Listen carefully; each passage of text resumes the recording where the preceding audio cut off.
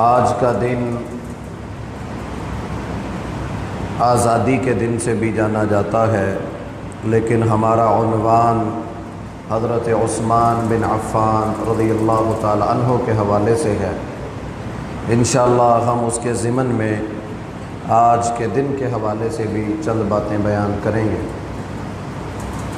حضرت عثمان بن عفان رضی اللہ تعالی عنہ، جن کی مقام، مرتبہ، مناقبت، فضیلت یہ ہے کہ اللہ کے رسول صلی اللہ علیہ وآلہ وسلم کی دو بیٹیاں رقیہ رضی اللہ تعالی عنہا اور ام کلثوم رضی اللہ تعالی عنہا، اللہ نے پوری دنیا میں، انسانوں کی تاریخ میں یہ ایک ہی شخص ہیں کہ کسی نبی کی بیٹی کسی ایک مرد کے نکاح میں 2 دفعہ چلی گئی ہوں۔ یہ مقام، یہ مرتبہ اللہ نے حضرت عثمان رضی اللہ تعالی عنہ کو عطا کیا۔ ان کا بیٹا عبداللہ جو 6 سال کی عمر میں اللہ کو پیارا ہو گیا تھا، اسی کے نام پر ان کی کنیت تھی ابو عبداللہ عثمان بن عفان رضی اللہ تعالی عنہ۔ ذو النورین کا لقب ان کے ساتھ لگتا ہے کہ 2 نوروں والا، کہ اللہ کے نبی کی 2 بیٹیاں ان کے نکاح میں آئیں، اس لیے یہ ذو النورین ہیں کہ 2 نور اللہ نے ان کو عطا کر دیے۔ حضرت عثمان رضی اللہ تعالی عنہ چوتھے مسلمان تھے پوری دنیا میں۔ صرف 3 لوگ، حضرت علی تھے، حضرت زید بن حارثہ تھے اور ابو بکر صدیق رضی اللہ تعالی عنہ تھے۔ بس یہ 3 مسلمان مکہ میں موجود تھے۔ چوتھا کلمہ پڑھ کر اسلام میں داخل ہونے والے حضرت عثمان تھے۔ یہ بھی اسلام قبول کیسے کیا؟ حضرت ابو بکر صدیق رضی اللہ تعالی عنہ سے بڑے اچھے تعلقات تھے، دوستی تھی۔ جب حضرت ابو بکر صدیق نے اسلام قبول کیا، اللہ کے نبی صلی اللہ علیہ وسلم نے دعوت دی، ابو بکر اللہ نے مجھے نبوت عطا کی ہے۔ تو یہ واحد شخصیت تھیں جنہوں نے نہ تحقیق کی، نہ آگے نہ پیچھے، کہا ہاتھ آگے کیجئے، اگر اللہ نے آپ کو نبوت دی ہے تو میں ابو بکر آپ کے ہاتھ پر اسلام قبول کرتا ہوں۔ اور اسلام قبول کرنے کے فوری بعد روانہ ہو گئے اپنے دوست حضرت عثمان کے پاس، حضرت طلحہ کے پاس، حضرت زبیر کے پاس، اس طرح کافی صحابہ کرام کے پاس گئے جن سے تعلقات اچھے تھے کہ ان کو بھی اسلام کی دعوت دوں اور وہ مسلمان ہو جائیں۔ تو حضرت ابو بکر صدیق رضی اللہ تعالی عنہ نے حضرت عثمان کو اسلام کی دعوت دی کہ اے عثمان، تیرے جیسا بندہ سمجھدار، شعور رکھنے والا، وہ کیسے اسلام کی نعمت سے محروم ہو سکتا ہے؟ قرآن کی آیات پڑھ کے سنائی اور نصیحت کی کہ عثمان ایمان لے آؤ، تم سابقون الاولون، وہ لوگ جو سبقت لے جانے والے ہیں، پہلے نیکی کی طرف آنے والے ہیں، ان میں شامل ہو جاؤ گے۔ تو حضرت عثمان رضی اللہ تعالی عنہ کو اللہ نے سینہ کھول دیا اور اسلام قبول کیا حضرت ابو بکر صدیق کی دعوت پر۔ قیامت تک جتنے اعمال حضرت عثمان کے آج بھی جاری اور ساری ہیں، جو نیکیوں کے کام وہ کرتے رہے، اس کا اجر و ثواب حضرت ابو بکر صدیق رضی اللہ تعالیٰ عنہ کے نامہ اعمال میں بھی شامل ہو رہا ہے۔ تو یہ بات سمجھ آئی کہ نیکی کا اگر انسان کو خود پتہ چل جائے تو کسی دوسرے کو بھی تلقین کرے، کسی نعمت کا پتہ چل جائے، کسی بھی انسان کو وظیفے کا پتہ چل جائے، اپنی بیوی کو، اپنے بیٹے کو، اپنے گھر والوں کو، دوستوں کو بتانا چاہیے۔ صحابہ کرام کا یہ ایک بہت بڑا عمل تھا۔ اور آپ دیکھ لیں، دعوت دی، اللہ کے نبی صلی اللہ علیہ وسلم بڑے خوش ہوئے۔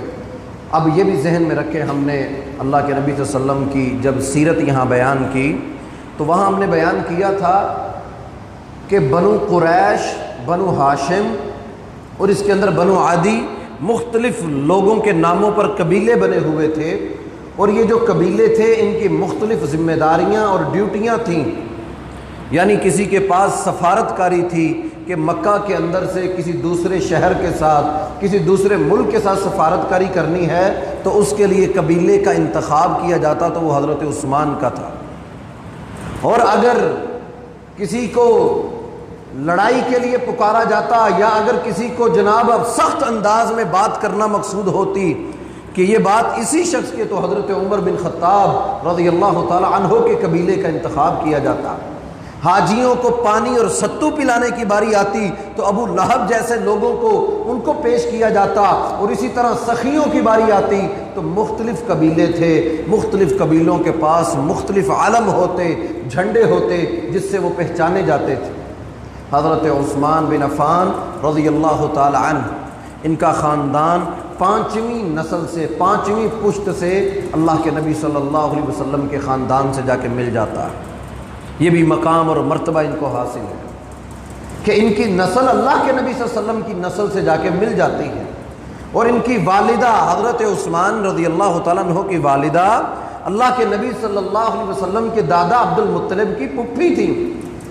اتنا قریبی رشتہ اور تعلق تھا، لیکن ایک مسئلہ یہ تھا کہ یہ امیہ بن عبد الشمس کے پوتے تھے۔ جو آپ نے سنا ہوگا کہ بنو امیہ کی خلافت، ہم آگے بیان کریں گے کہ خلافت 2 ہی لوگوں کے اندر رہی، آگے جا کے عثمانیوں کے اندر جو ترکیوں پہ آ کے ختم ہوئی، اور اس سے پہلے امیہ، بنو امیہ کے اندر رہی۔ تو یہ بنو امیہ کا خاندان حضرت عثمان بن عفان رضی اللہ تعالی عنہ کا خاندان تھا، اور اسی کے اندر ابو سفیان تھا، حرب تھا، عقبہ بن ابی معیط تھے۔ اور یہ اسلام قبول کیوں نہیں کرتے تھے؟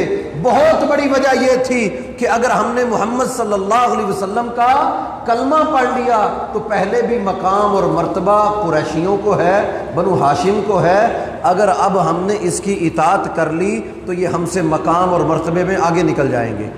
صرف اسی غصے میں عقبہ بن ابی معیط، ابو سفیان بن حرب رضی اللہ تعالیٰ عنہ جو فتح مکہ کے موقع پر مسلمان ہوئے، صرف یہ تضاد تھا کہ کہیں بنو ہاشم ہم سے آگے نہ نکل جائے، ان کی طاقت نہ بڑھ جائے، اس کے پیروکار زیادہ نہ ہو جائیں۔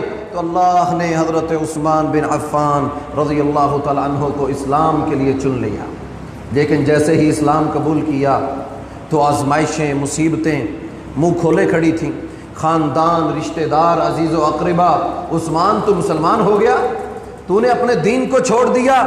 سگے چچا نے حضرت عثمان کو رسیوں سے باندھ دیا، کہا عثمان اسلام کو چھوڑ دے ورنہ میں تجھے اسی طرح باندھے رکھوں گا اور تجھے سزائیں دوں گا۔ حضرت عثمان رضی اللہ تعالیٰ عنہ کہنے لگے جو کر سکتے ہو کر لو، اسلام نہیں چھوڑ سکتا، اسلام اب میں اپنے سینے سے نہیں نکال سکتا۔ ابھی یہ حالات جاری تھے کہ حضرت آل یاسر، وہ باپ بیٹا، ماں باپ بیٹا، جن کو اللہ کے نبی صلی اللہ علیہ وسلم گزرتے ہوئے دیکھا کرتے اور صبر کی تلقین کرتے کہ آل یاسر صبر کرو، تمہیں ان تکلیفوں پر اللہ جنت دے گا، آج کی آزمائشیں ہیں لیکن کل کی راحت ہے، کل کی جنت ہے، اللہ کی نعمتیں ہیں، اے آل یاسر تم صبر کر لو، تمہیں اللہ اس کے بدلے جنت دے گا۔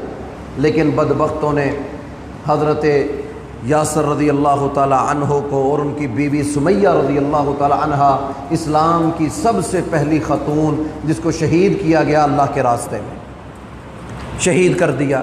اللہ کے نبی صلی اللہ علیہ وسلم کو بڑا صدمہ ہوا، ظاہر ہے ساتھی تھے، شروع اسلام کے تھے، آزمائشوں پر صبر کرنے والے تھے۔ اس موقع پر آپ نے فرمایا کہ میرے صحابہ تم میں سے جو ہجرت کر سکتا ہے وہ حبشہ کی طرف ہجرت کر جائے، جان بچاؤ، اپنا دین بچاؤ، اپنا ایمان بچاؤ، اگرچہ تمہیں ایمان بچانے کے لیے ہجرت بھی کرنا پڑے تو ہجرت کر جاؤ۔ تو حضرت عثمان بن عفان رضی اللہ تعالیٰ عنہ کو پتا تھا کہ میرے ساتھ میرے خاندان کا معاملہ ایسا ہے کہ اگر میں یہاں رکا تو یہ سختیاں، مصیبتیں، آزمائشیں، اور اسی دوران اللہ رب العالمین کے حکم سے حضرت رقیہ رضی اللہ تعالیٰ عنہا کا نکاح اللہ کے نبی صلی اللہ علیہ وسلم نے حضرت عثمان سے کر دیا تھا۔ حضرت عثمان بن عفان رضی اللہ تعالی عنہ سے نکاح کر دیا۔ اب دونوں میاں بیوی اللہ کے نبی کی بیٹی ہیں، داماد ہیں اللہ کے نبی صلی اللہ علیہ وسلم کے، لیکن اپنا ایمان اور اسلام بچانا تھا تو کہنے لگے اللہ کے نبی مجھے بھی اجازت دیں، میں بھی اپنی بیوی کے ساتھ حبشہ کی طرف ہجرت کر جاتا ہوں۔ دونوں میاں بیوی اور داماد رسول صلی اللہ علیہ وسلم اپنا دین، اپنا ایمان، اپنا اسلام بچانے کے لیے حضرت عثمان کوئی معمولی شخص نہیں تھے، رئیس زادے تھے اور اتنے امیر تھے۔ 34 سال کی عمر میں اسلام قبول کیا اور اس کے قبول کرتے فوری ہی ان کا نکاح ہو گیا، پھر اس کے 1.5-2 سال کے اندر ہجرت کر کے حبشہ میں چلے گئے۔ 35-36 سال کی عمر ہے اور رئیس کتنے ہیں، اللہ نے مال و دولت کتنا نوازا ہے کہ اس وقت کے قریش کے بڑے بڑے سردار حضرت عثمان کو اپنے ساتھ بٹھانا فخر سمجھتے تھے کہ عثمان اتنا بڑا مالدار ہے کہ باوجود کم عمر کے اس کے مال و دولت کی وجہ سے لوگ اس کو اپنے ساتھ بٹھایا کرتے تھے۔ لیکن اسلام کی محبت، اسلام کو بچانا مقصود تھا، سب کچھ چھوڑ کے حبشہ کی طرف ہجرت کر کے چلے گئے۔ اسلام بچ جائے، حبشہ میں گئے، مکہ والوں کو پتہ چل گیا، عثمان ہجرت کر گئے اور ان کے ساتھ کچھ لوگ بھی ہجرت کر گئے۔ میں اکثر سوچتا ہوں کہ اللہ کے نبی صلی اللہ علیہ وسلم نے اپنی بیٹی کو داماد کے ساتھ روانہ کر دیا۔ اگر آج کل کوئی ایسا فیصلہ کوئی داماد اپنے دین کو بچانے کا کرے، اسلام کو بچانے کا، کون ساتھ دیتا ہے؟ بلکہ یہ اعتراضات آتے ہیں کہ جناب ہماری بیٹی کے ساتھ ہی ایسا کیوں ہے، کیوں پردے کا کہا جاتا ہے، کیوں نماز کا وہ پڑھ لے گی پڑھنی ہوگی۔ یعنی اس طرح کی باتیں آج کے معاشرے میں ان کو سمجھنا چاہیے کہ حضرت عثمان رضی اللہ تعالی عنہ نے اپنا دین اسلام بچانے کے لیے اللہ کے نبی کی بیٹی کے ساتھ ہجرت کی، اور اسلام کا پہلا جوڑا ہے یہ جہاں میاں بیوی نے ہجرت کی اپنا دین بچانے کے لیے۔ 2 میاں بیوی نے اپنا دین بچانے کے لیے حبشہ کی طرف ہجرت کی۔ کوئی گھر نہیں، کوئی وہاں جاننے والا نہیں، بس یہ پتا تھا یہ بادشاہ نرم دل ہے، یہ ہمیں جگہ دے دے گا رہنے کی، تو چلے گئے مکہ کے لوگ پیچھے پیچھے۔ لیکن اللہ نے بچانا تھا، جہازوں میں سوار ہوئے، حبشہ میں روانہ ہو گئے، اللہ نے مدد کی، 2-3 سال وہاں رہے۔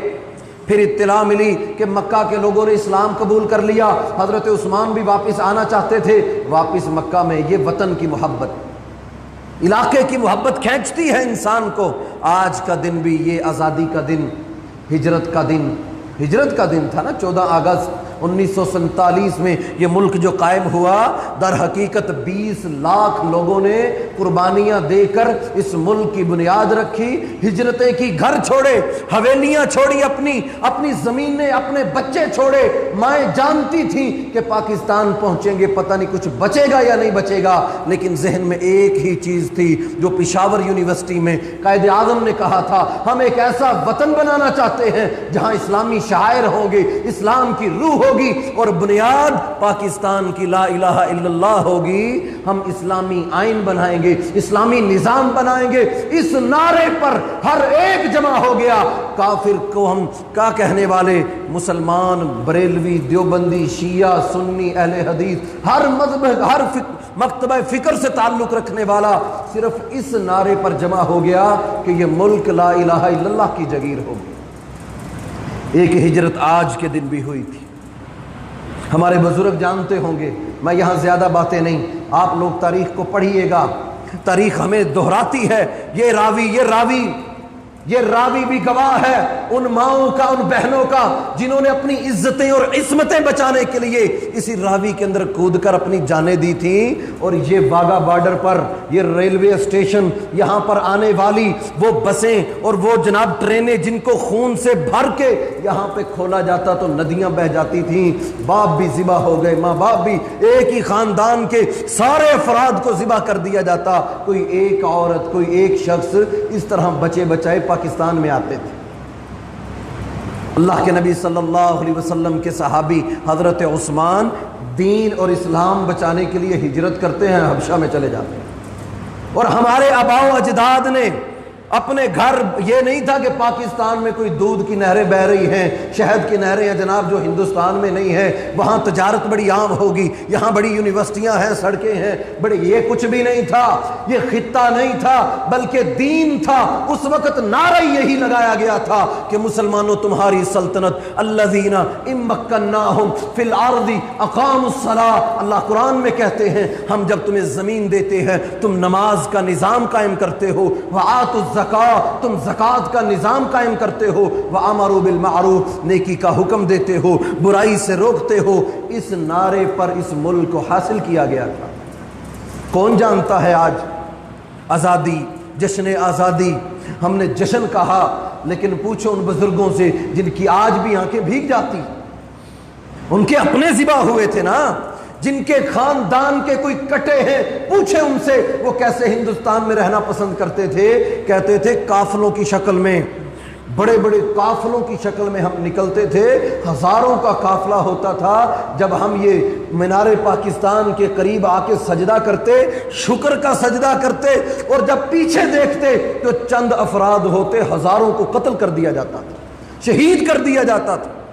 आज भी कितने नौजवानों को जो आज बूढ़े हो चुके हम जानते हैं, वो अपनी जवानियां सुनाते हैं, बयान करते हैं, रोंगटे खड़े हो जाते हैं अल्लाह की कसम कि ये हिजरत, एक हिजरत इस्लाम के लिए हुई थी, हिजरत मदीना, कि मदीना को हासिल करना है, और ये दूसरी हिजरत तारीख के अंदर कि किसी कौम ने इतनी बड़ी कुर्बानी दी थी एक इस्लाम के नाम पर कि हम ला इलाहा इल्लल्लाह के लिए हिजरत कर रहे हैं। वतन तो वहां भी था, घर तो वहां भी थे, जगीरें तो वहां भी थी, मार्केटें तो वहां भी थी, दुकानें तो वहां भी थी, सरमाया तो अल्लाह ने वहां भी दिया था, लेकिन हिजरत क्यों की थी?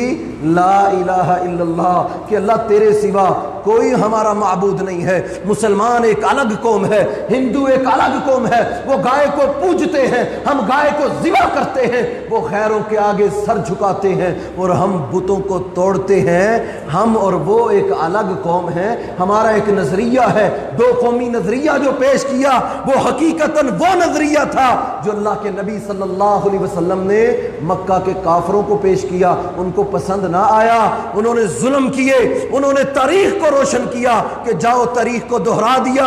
कहा कि आज के दिन, ये 14 अगस्त का दिन, ये तारीख को दोहराता है कि एक वक्त याद करो कि जब यही नारा लगा मक्का में तो क्यों दुश्मन हो गए। उनको नारे से वो कहते थे मोहम्मद तू सही है, तेरी बातें भी सच्ची हैं, लेकिन अबाओ अजदाद, हमारा दीन हमसे नहीं देखा जाता, तुम यहाँ पर काबिज हो जाओगे, तुम इस्लाम का नाम लेते हो, तुम एक अल्लाह की बात करते हो और हमारे 360 बुत बैतुल्लाह में पड़े हैं, क्या हम इनसे मुंह मोड़ लें? हमारे बाप दादा गलत थे। आज भी इसी नारे को याद करने की ज़रूरत है कि मुसलमानों ने 1300 साल पहले कलमे की बुनियाद पर मदीना की तरफ हिजरत की और हमने पाकिस्तान में कलमे की वजह से हिजरत की। 20 लाख मुसलमान शहीद हुए, फिर ये वतन हमें मिला। और कुर्बानी क्या मांगता है ये वतन? इस मुल्क को हासिल करने के बाद तो होना ये चाहिए था जो अल्लाह के नबी सल्लल्लाहु अलैहि वसल्लम ने किया। मक्का मिल गया आपको, मक्का में दाखिल हुए, अब मक्का फतह होना बहुत बड़ी मदद अल्लाह की, लेकिन अल्लाह के नबी सल्लल्लाहु अलैहि वसल्लम फजर की नमाज के बाद जाग रहे हैं। उम्मे हानी कहती हैं रज़ियल्लाहु ताला अन्हा, मैं अल्लाह के नबी के घर में दाखिल हुई तो मैंने देखा सैयदा फातिमा रज़ियल्लाहु ताला अन्हा ने एक चादर पकड़ी हुई, अब्बा जान जनाब मोहम्मद रसूलुल्लाह सल्लल्लाहु अलैहि वसल्लम गुस्ल कर रहे हैं, कपड़े पहन के बाहर निकले। तो मैंने पूछा अल्लाह के नबी आप गुस्ल कर रहे थे? फरमाया जी हाँ। आपने कहती मेरे सामने 8 रकतें चाश्त की नमाज की, पहले 2 पढ़ा करते थे, लेकिन मक्का मिल गया तो अल्लाह का शुक्र, अल्लाह तेरा शुक्र अदा करने के लिए कि तूने हमें मुल्क दे दिया, हमें रियासत दे दी, एक खित्ता दे दिया, मुसलमानों का एक मरकज दे दिया जहां बैठकर हम दुनिया के अंदर काम कर सकेंगे। तूने हमें एक जगह दे दी। अल्लाह रब्बुल आलमीन कि नबी सल्लल्लाहु अलैहि वसल्लम ने बताया जब आज़ादियाँ मिलती हैं, जब नेमतें मिलती हैं तो अल्लाह का शुक्र कैसे अदा करना है। उम्मे हानी कहती 2 रकतें अल्लाह के नबी चाश्त की नमाज की पढ़ा करते, लेकिन जब मक्का फतह हुआ 8 रकतें अल्लाह के नबी सल्लल्लाहु अलैहि वसल्लम ने अदा की। मदीना मिला, जब मदीना हिजरत करके गए तो जाके देखा कि यहूदी जो हैं वो 9 का या 10 आशूरा का रोज़ा रखते हैं। पूछा क्यों रखते हो? कहा अल्लाह रब्बुल आलमीन ने मूसा अलैहिमुस्सलाम को फ़िरऔन से आज के दिन आज़ादी अता फरमाई थी। मूसा अलैहिमुस्सलाम को फ़िरऔन के जुल्म से वो बच्चों को कत्ल करता था, मुल्क के ऊपर तसल्लुत था, गरीबों को हकूक नहीं देता था, वो सारी ज़िंदगी उसके तसल्लुत में रहते थे। अल्लाह ने एक बहुत बड़ा इनाम किया कि मूसा नबी को और कौम को अल्लाह ने आज़ादी अता की। हम उसके शुक्र के अंदर यहूदी कहते हम 10 आशूरा का रोज़ा रखते थे। اللہ کے نبی صلی اللہ علیہ وسلم نے یہ بات سنی کہ ہمیں اللہ نے مدینہ دیا ہے، پہلا خطہ مسلمانوں کا، پہلی سرزمین۔ پوچھے ان سے جن کے پاس آزادیاں نہیں ہیں، جن کے پاس اپنا ملک نہیں ہے، اپنا وطن نہیں ہے، آج اپنی جگہ نہیں ہے، ان سے پوچھے، ان کو کون پوچھنے والا؟ پہلی زمین مدینہ جس نے ایکسپٹ کیا مسلمانوں کو اور اسلام والوں کو۔ جب یہ مدینہ میں گئے تو اللہ کے نبی صلی اللہ علیہ وسلم نے فرمایا موسیٰ علیہ السلام تم سے زیادہ ہمارے قریبی تھے، وہ بھی نبی اور میں بھی نبی، وہ ہمارا زیادہ قریبی تعلق ہے۔ زندگی رہی تو ہم 9 کا بھی روزہ رکھیں گے اور 10 کا بھی روزہ رکھیں گے۔ جب نعمتیں ملتی ہیں تو پھر سجدہ کیا جاتا ہے۔ آج چاہیے ہم میں سے ہر ایک کو، یہ اللہ کی قسم، یہ ملک یہ بہت بڑی اللہ کی نعمت ہے۔ آپ دیکھ لیں، پوری دنیا کے ملکوں کو اٹھائیں، سعودی عرب کو اٹھائیں، ترکی کو اٹھائیں، دنیا کے بے شمار ملکوں کو اٹھائیں اور پاکستان کے ساتھ موازنہ کر کے دیکھ لیں، کسی ملک کے اندر بیٹھ کے آپ جہاد کی بات نہیں کر سکتے، کسی کو آزادی کی بات نہیں کر سکتے۔ فلموں ڈراموں تک تو ٹھیک ہے، لیکن حقیقتاً اسلام کے لیے اور جہاد کے لیے کیے جانے والے لوگ، اور جس ملک کی فوج کا ماٹو جہاد ہو، دنیا میں کوئی فوج کوئی ملک بتائیں یہ اللہ کی قسم یہ نعمت ہے۔ یہ ملک پاکستان جہاں اللہ کے نبی صلی اللہ علیہ وسلم نے بشارتیں دی، خراسان سے ایک لشکر نکلے گا اور آج اسی لشکر کے لیے کہ وہ غزوہ ہند کرے گا، اسی کی بات کرنے والے پوری دنیا میں بتائیں کس ملک میں لوگ بیٹھے ہیں؟ نہ ہندوستان میں کرتے ہیں، ہندوستان میں 25 کروڑ مسلمان، لیکن کوئی بھی غزوہ ہند کی بات نہیں کرتا، اسلام کی بات نہیں کرتا۔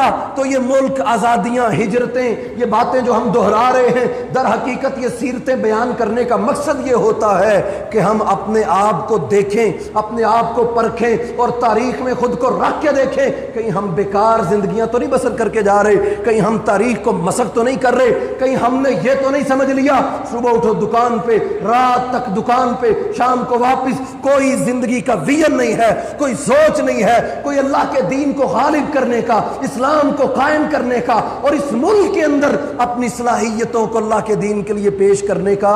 اگر میرا ویژن نہیں ہے، میری سوچ نہیں ہے، تو ہمیں سوچنا چاہیے کہ ہم سے پہلے لوگ یہ ہجرتیں کر گئے، اپنی جانی قربانیاں دے گئے، اپنے بیٹے اپنی بیٹیوں کی عصمت دریاں کروا کے اپنی آنکھوں کے سامنے کتنی ماؤں نے دیکھا ہوگا کہ کتنے سکھ ایسے ہیں جن کے بطن سے آج بھی، جن کی بیویوں کے بطن سے وہ مسلمان عورتیں ہیں اور سکھ بچے پیدا کر رہی ہیں۔ ویژن اور سوچ پیدا کریں، یہ تاریخ بیان کرنے کا مقصد ہے۔ اگر صرف سیرت کو سننا اور تاریخ کو چسکا لینا ہے، پھر ہمارا بیان کرنے کا مقصد کچھ بھی نہیں۔ سیرت بیان کرنے کا مقصد یہ ہوتا ہے کہ ہم میں سے ہی کوئی اٹھے اور سیرت کو دوبارہ دہرا دے، سیرت کو دوبارہ زندہ کر دے، دوبارہ وہ ویژن پیدا کر دے۔ خود نہیں کر سکا، اپنی نسلوں میں پیدا کر دے، اپنی قوموں میں پیدا کر دے، اپنے معاشرے میں کھڑا ہو جائے، اپنی سوسائٹی میں کوئی نام کوئی کام کر جائے۔ یہ سیرت بیان کرنے کا مقصد ہوتا ہے۔ حضرت عثمان رضی اللہ تعالی عنہ نے بھی ہجرت کی تھی، اور میں نے بتایا کہ مسلمانوں ہم نے بھی ایک ہجرت کی، ہمارا بڑا گہرا تعلق ہے ہجرت کے ساتھ، صحابہ کرام کا بھی تعلق ہجرت کے ساتھ ہمارا تعلق ہے۔ ہم نے بھی قربانیاں دی، انہوں نے بھی قربانیاں دی، لیکن وہ قربانیاں دے کے سرخرو ہو گئے، ہم قربانیاں لاکھوں میں دے کے بھی ذلیل و رسوا۔ نہ پارلیمنٹ آزاد ہے، نہ ہم آزاد ہیں، نہ عدلیہ آزاد ہے، نہ ملک آزاد، نہ سوچ آزاد، نہ مذہب ہمارا آزاد ہے۔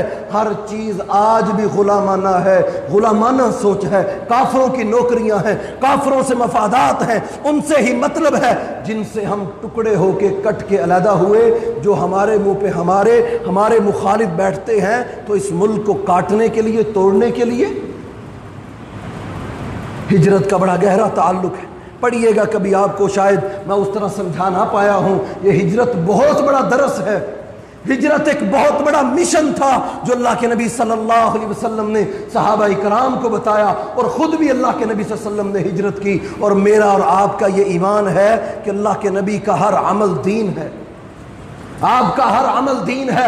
آپ نے ہجرت کی، ہجرت بھی دین ہے کہ اسلام کو بچانے کے لیے، اپنے دین کو بچانے کے لیے ہجرت کرنا پڑے تو ہجرت کر جاؤ۔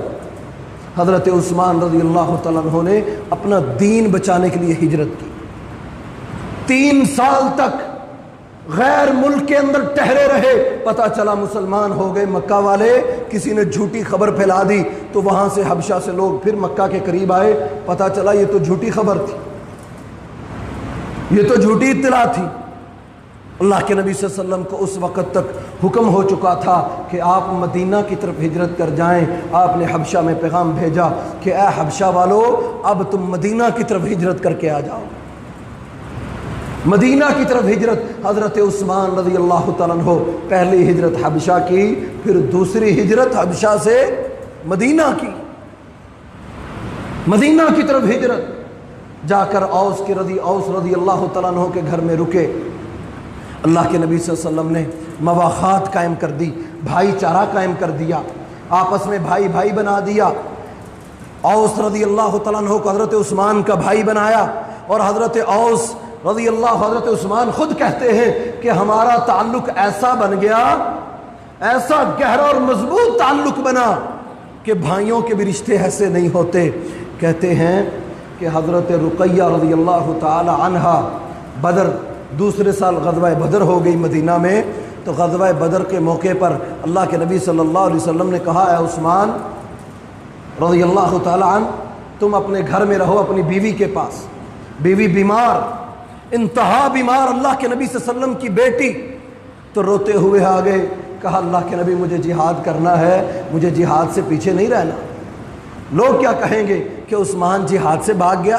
یہاں پر کچھ بغض رکھنے والے حضرت عثمان رضی اللہ عنہ سے کہنے لگے، کہتے ہیں بتاؤ حضرت عثمان بدر میں شامل تھے، لیکن میرا رب ہے نا جو عزتیں دیتا ہے۔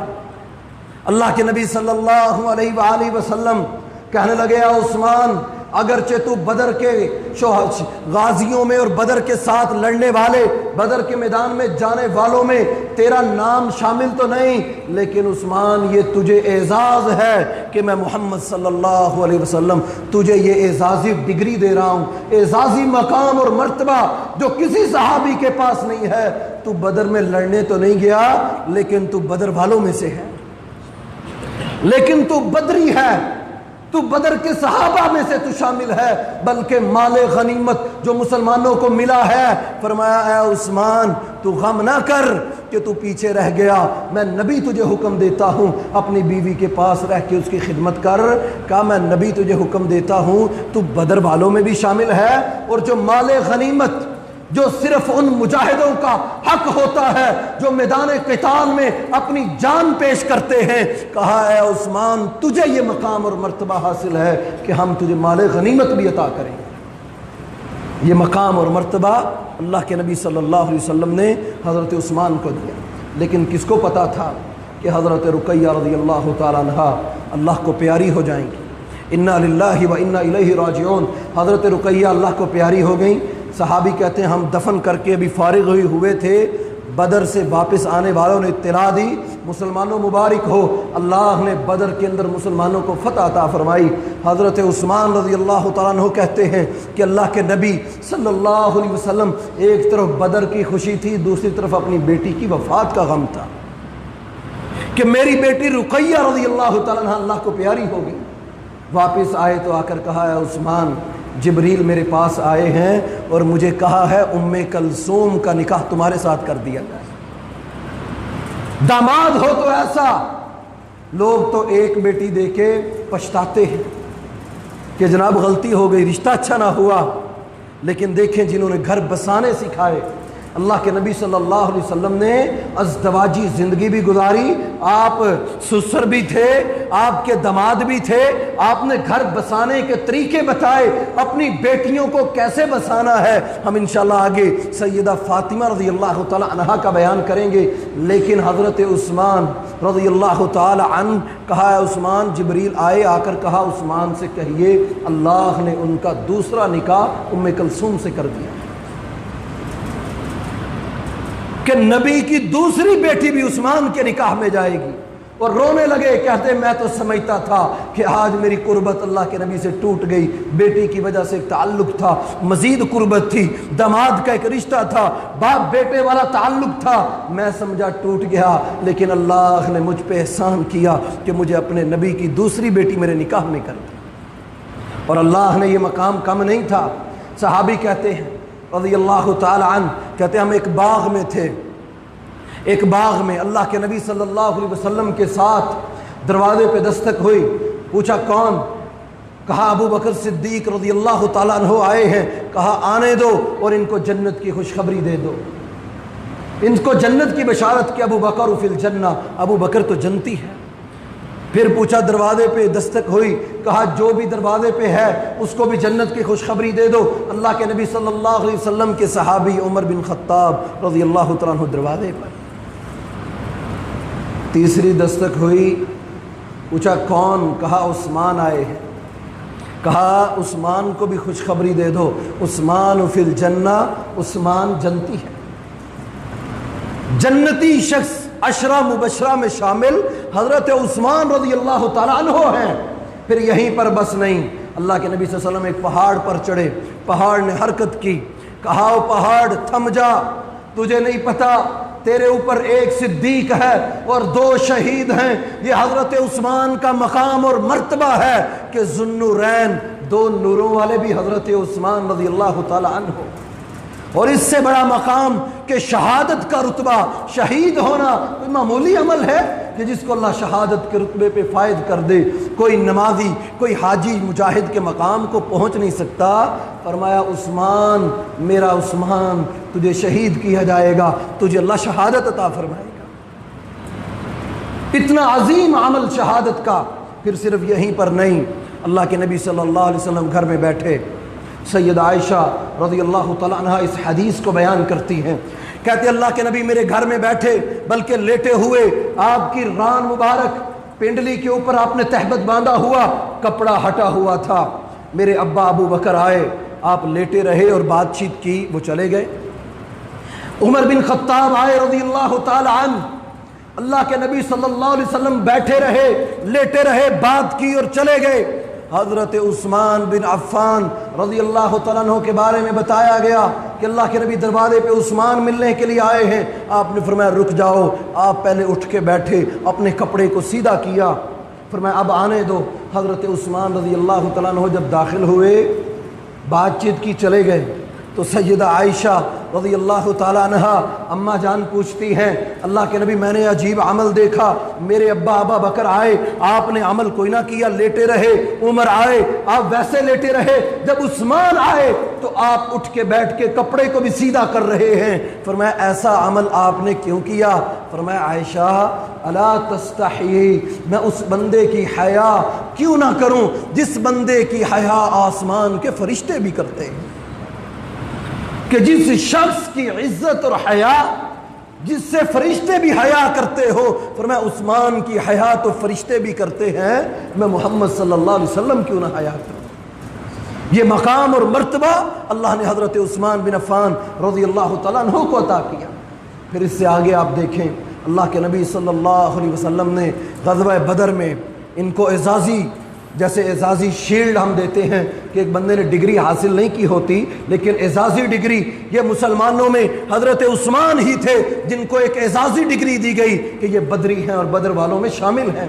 پھر احد میں شامل ہوئے، پھر خندق میں شامل ہوئے، پھر خیبر میں شامل ہوئے، ہر جنگ میں اللہ کے نبی صلی اللہ علیہ وسلم کے ساتھ ساتھ تھے، حتیٰ کہ غزوہ تبوک بڑا شاندار واقعہ، جیسے آپ مسجد میں جمع ہیں ایسے ہی اللہ کے نبی نے جمع کر لیا، کہا دیکھو ایک بہت بڑا دشمن رومن امپائر، اس کا مقابلہ کرنا ہے، وسائل زیادہ چاہیے، دنیا کی طاقتور قوم ہے، ہمیں وسائل چاہیے، ہمارے لیے کھڑا ہو کر کوئی اعلان کرے، مدد کا اعلان، مسلمانوں کو جہاد کے مال کی ضرورت ہے۔ حضرت عثمان کھڑے ہوئے، اللہ کے نبی صلی اللہ علیہ وسلم 100 گھوڑے دیتا ہوں، اللہ کے نبی صلی اللہ علیہ وسلم نے فرمایا اور مدد کرو، اور ضرورت ہے، 100 اونٹ دیتا ہوں، 100 اونٹ دیتا ہوں، 100 اونٹ دیتا ہوں، 100 اونٹ دیتا ہوں، دیتے گئے، حتیٰ کہ آپ نے فرمایا بس سواریاں پوری ہو گئیں۔ اب آپ نے فرمایا سونا چاندی چاہیے، جاؤ جس کو اللہ نے دیا لے کے آؤ۔ حضرت عثمان اٹھے مجلس سے، گھر میں چلے گئے، جا کر جھولی بھر کے لے آئے، آ کر اللہ کے نبی ممبر پر بیٹھے تھے، آپ کی جھولی میں آ کے انڈیل دیا۔ اللہ کے نبی صلی اللہ علیہ وسلم نے ہاتھوں میں وہ اٹھا لی، وہ سونے سے بھری ہوئی اشرفیاں، آپ اس کو اچھالتے رہے، ما ضر عثمان، ما ضر عثمان، ما ضر عثمان، ما عمل بعد اليوم، ما عمل بعد اليوم اليوم ما عمل بعد اليوم۔ عثمان، اللہ کو تیری سخاوت، اللہ کو تیرا خرچ کرنا، اللہ کی راہ میں تیرا دینا رب کائنات کو اتنا پسند آیا ہے، ما عمل بعد اليوم، آج کے بعد کوئی عمل تو نہ کر، پھر بھی تو جنتی ہے، پھر بھی تو جنتی ہے۔ ما ذرہ عثمان، کوئی گناہ نہیں تیرے اوپر، تیرا یہ عمل کائنات کے رب کو پسند آیا، یہ سخاوت۔ اللہ کے نبی صلی اللہ علیہ وسلم مدینہ میں آئے، آپ نے فرمایا یہاں ایک کنواں ہے، ایک کنواں جو یہودی مالک ہے، کوئی ہے تم میں سے جو یہ کنواں پانی کا خرید کر مسلمانوں کو وقف کر دے، میں محمد صلی اللہ علیہ وسلم اس کو جنت کی ضمانت دیتا ہوں۔ حضرت عثمان کھڑے ہوئے، کہا اللہ کے نبی صلی اللہ علیہ وسلم کیا میں یہ عثمان خرید کر دے دوں تو کیا جنت میں مجھے بھی چشمے کی بشارت ہے؟ آپ نے فرمایا ہاں۔ عثمان گئے اس کے پاس، یہودی کے پاس، اس نے انکار کر دیا، کہا میں یہ بیچتا نہیں ہوں، یہ ناٹ سیل ہے، یہ میں بیچ نہیں سکتا۔ حضرت عثمان کہنے لگے چلو ایسا کرتے ہیں، ایک دن تمہاری ایک دن ہماری، 12,000 درہم دے کے کنویں کو خرید لیا ایک دن کے لیے، اور اعلان کر دیا مسلمانوں میری باری جب آئے گی جتنا پانی سٹور کر سکتے ہو کر لو، لے جاؤ۔